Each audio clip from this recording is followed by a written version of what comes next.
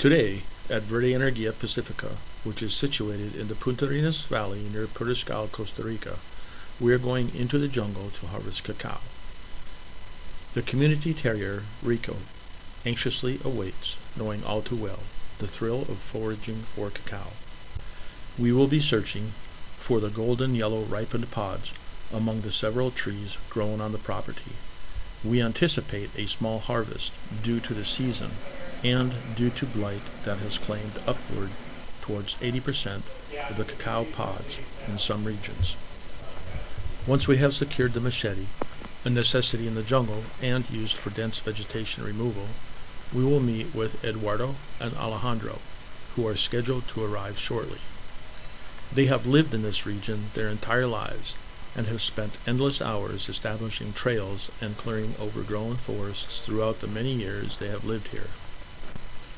As Rico and I make our way to the trail where we will meet Eduardo and Alejandro, we will enter the jungle to search for an assortment of cacao species. Today they chose an alternate route, hoping that today's harvest will be productive.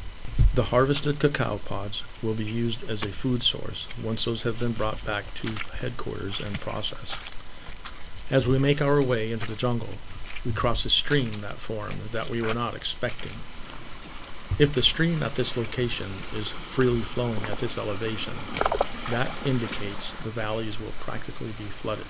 Due to receiving heavy rains for nearly 3 consecutive days, we expect some difficulties traversing the mountain trails, but today we are focused on obtaining a sampling of this year's growth to get an idea of what the late season harvest might produce. Eduardo trims water branches from the cacao trees that tend to overutilize valuable nutrients that are required for healthy cacao trees. Today's harvest is looking less than promising, having nearly a 40% loss on the small sampling due to adversely affected trees. Regardless of the bleak results, the men will continue to check pods along the way and make a note of where the harvest might be more promising. Even with the slightest indication of rot externally, internally the pods are devastated, resulting in having to be discarded. Eduardo, having years of experience harvesting cacao, identifies those regions before discarding the affected pods.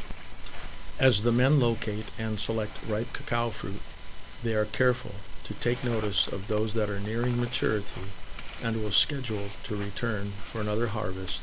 They also identify those with blight and remove them from the tree to avoid fungus migrating to other ripened fruit. Until recently, it was thought that wildlife would transfer the blight, or the fungus, from one tree or fruit to another. Research indicates that the blight originates in the roots due to malnutritious soil, and with a high application of potassium and phosphates over a period of approximately 3 years, the trees are able to recover and defend against the fungus that causes the blight.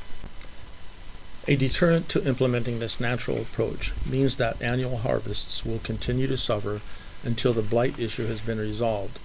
Although this is promising, in some instances this could be the elimination of small farms that are reliant on more immediate results.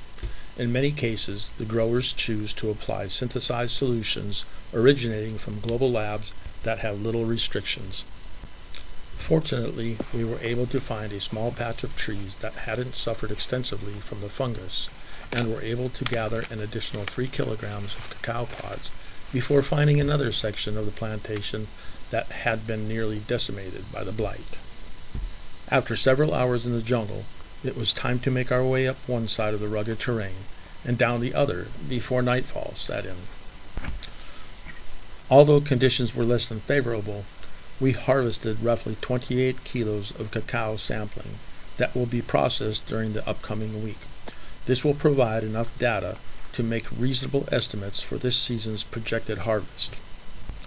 This small amount is insignificant and will have little to no influence on the supply or the income that is deeply dependent on cacao as a result of a better harvest. Today's harvest will focus primarily on sampling data for cocoa butter and cacao, and exclude any supply for visitors outside the community.